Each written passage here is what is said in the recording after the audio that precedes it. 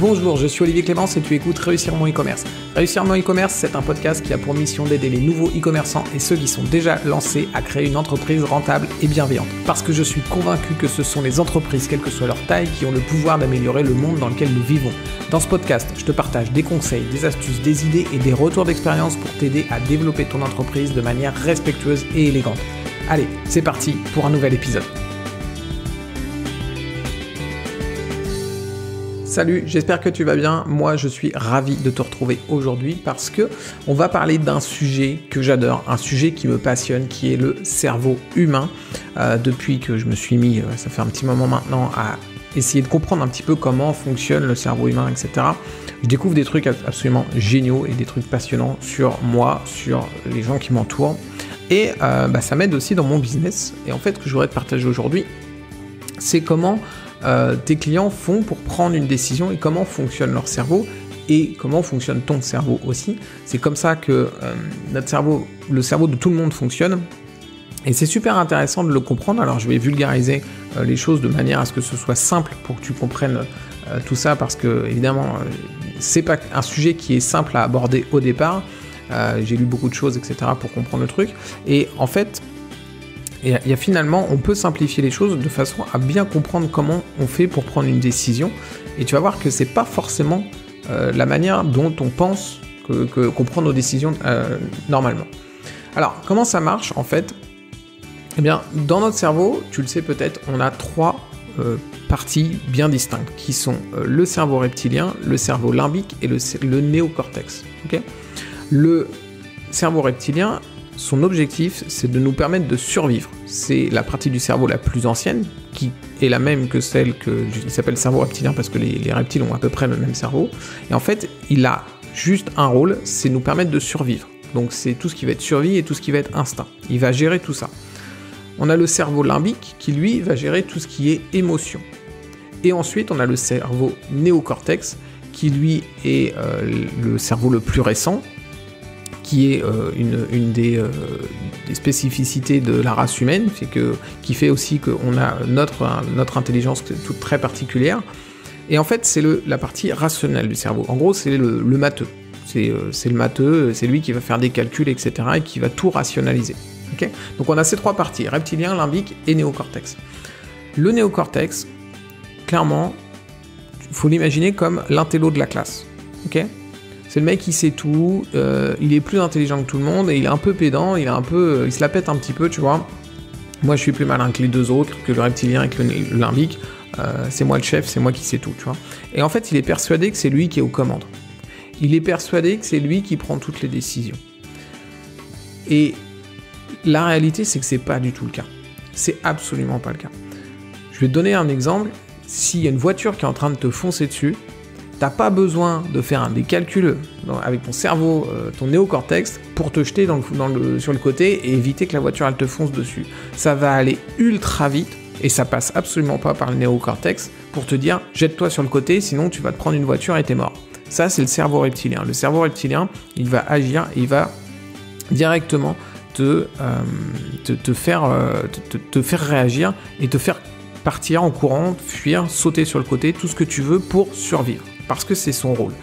Et le truc, c'est que son rôle est tellement important, c'est qu'il peut court-circuiter complètement les deux autres parties du cerveau, la partie limbique et la partie néocortex, pour te protéger et que tu survives. C'est aussi pour ça, par exemple, qu'à un moment donné, si tu as une peur qui est trop grande, tu peux t'évanouir. Ton cerveau reptilien, il va tout couper, en fait. Il va couper l'alimentation et pour que tu arrêtes de faire ce que tu es en train de faire parce que ça fait trop peur, parce que c'est trop dangereux. Ensuite, tu as le cerveau limbique, donc, qui lui gère les émotions. Et en fait, c'est le deuxième prioritaire. Le premier, c'est le cerveau reptilien, comme on vient de le voir, et le cerveau limbique, c'est le deuxième qui va être en priorité pour prendre des décisions. Et en fait, tu le vois tous les jours. Tu vois tous les jours que le cerveau limbique prend des décisions à la place du néocortex. Pourquoi ? Parce que tu vois des comportements irrationnels tous les jours. On voit des gens qui prennent des décisions qui sont absolument pas logiques. Et pourquoi ils prennent ces décisions ? Parce qu'il y a les émotions qui viennent interagir et court-circuiter les choses en fait. Et toi, d'un point de vue extérieur, tu comprends même pas en fait qu'on puisse prendre des décisions pareilles. Tu comprends même pas que ce soit possible de prendre ces décisions. Et pourquoi toi, tu n'arrives pas à comprendre que cette personne, elle prend cette décision? Tout simplement parce que toi, tu n'as pas l'émotion, parce que toi, tu es extérieur au phénomène. Ça peut être par exemple deux personnes qui restent ensemble alors qu'elles ne devraient pas rester ensemble. On voit ça tous les jours, malheureusement. Ça peut même aller très loin, des personnes qui restent ensemble alors qu'il y en a un des deux qui bat l'autre, tu vois. On le voit tous les jours, des choses comme ça. Et d'un point de vue extérieur, c'est complètement irrationnel, à tel point qu'on va même se dire, bah oui, mais en même temps, à la limite, cette personne-là, elle le cherche de rester avec lui, il lui tape dessus, elle reste quand même, elle est débile ou quoi? En fait, c'est pas qu'elle est débile, c'est que malheureusement, pour elle, il y a des émotions, il y a plein de choses qui rentrent en jeu, et c'est pas le néocortex qui prend la décision, c'est le cerveau limbique, c'est les émotions. Et nous, d'un point de vue extérieur, comme on n'a pas ces émotions, on ne comprend même pas en fait le comportement, on ne comprend même pas la prise de décision, parce que il n'y a que notre néocortex qui travaille à ce moment-là. Vu que nous, on est extérieur à la situation et qu'on n'a pas les émotions, il n'y a que notre néocortex. Mais finalement, pour cette personne qui, elle, a, semble-t-il, un comportement totalement irrationnel, eh bien, c'est son cerveau limbique qui prend la décision.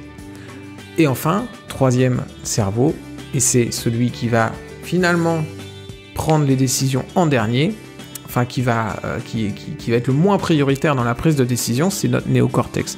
Il fait ses calculs, il prend ses décisions. Et finalement, le moment où le néocortex, c'est lui qui prend la décision, c'est quand il n'y a aucune notion de survie, aucune notion d'émotion, et qu'il n'y a que du rationnel qui va prendre la décision. Okay ? Et le truc, c'est que c'est pratiquement jamais le cas. Il n'y a jamais pratiquement des décisions où il n'y a pas de l'émotionnel dedans. Il y a toujours de l'émotionnel. Alors, je ne vais pas m'étaler sur le sujet, sinon on va faire un podcast qui va être beaucoup trop long, mais il y a toujours de l'émotionnel dans une prise de décision, et il y a très souvent une partie de survie aussi. C'est un peu la pyramide de Maslow. J'avais fait un épisode sur le sujet, tu pourras trouver, c'est l'épisode 28. Et en fait, quand tu prends une décision, tu vas avoir toujours une part de survie, une part d'émotion et finalement une part de rationnel. Et comment ça se passe?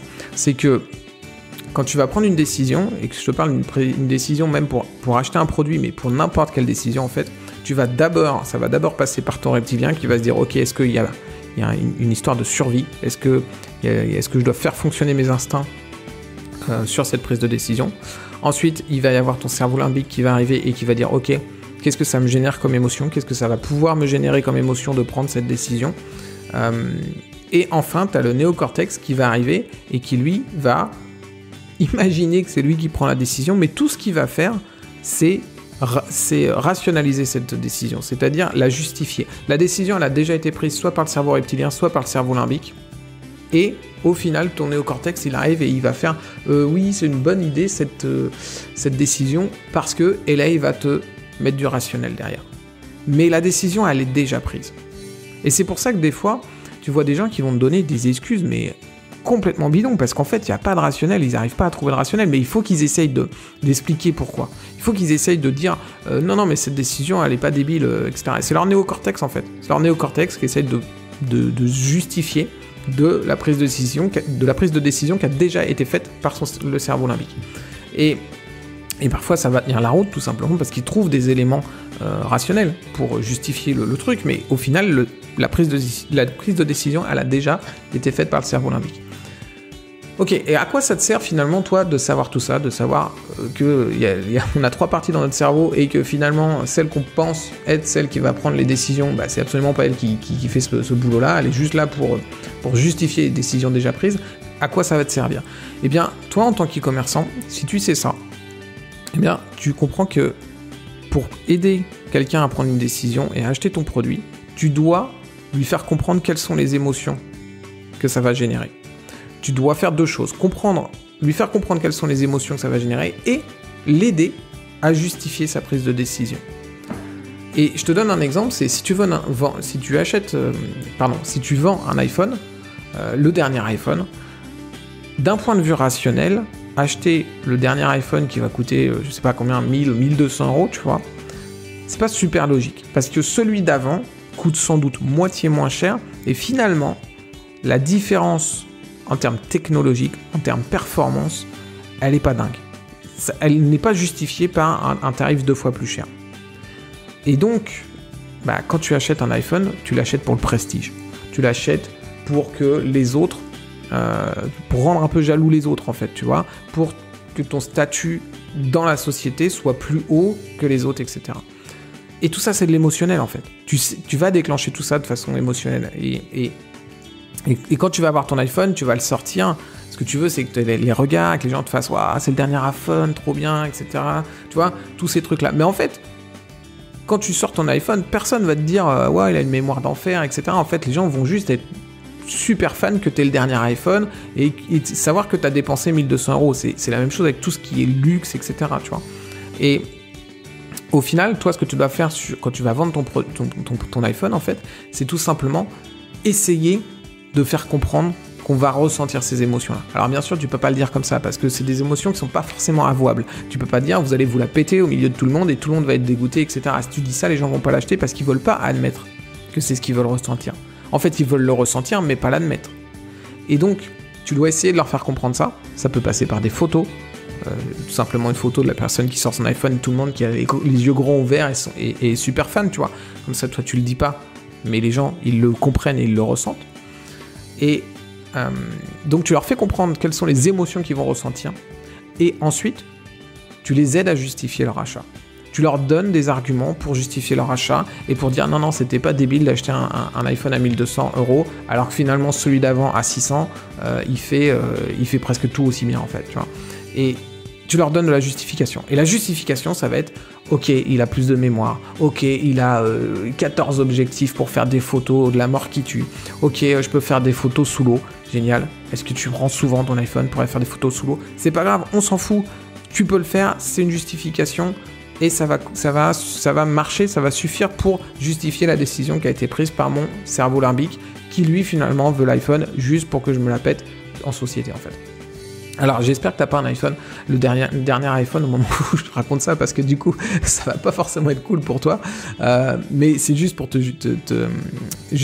t'illustrer le truc. Voilà, tu dois parler aux émotions de tes clients, leur faire comprendre ce qu'ils vont ressentir et derrière tu dois justifier leur achat pour qu'ils puissent dire en face de tout le monde que ok, leur achat il était intelligent, il est rationnel leur achat. Et si tu fais ça, tu vas vendre beaucoup plus de produits sur ton site. Ok, maintenant je vais te donner, maintenant qu'on a terminé cet épisode, je vais te donner 2 raisons de t'abonner. La première raison, c'est que en écoutant le podcast tous les jours, tu vas en apprendre toujours plus, tu vas savoir plus de choses que tout le monde, tu vas pouvoir briller face à tes amis, face à tes collègues. Ok ? Et deuxième raison, c'est qu'il y aura peut-être une astuce qui va faire exploser ton chiffre d'affaires. Je te laisse deviner laquelle de ces 2 raisons s'adresse à ton cerveau limbique et l'autre à ton néocortex. Et je t'invite à t'abonner au podcast et je te dis à très vite pour un prochain épisode. Ciao.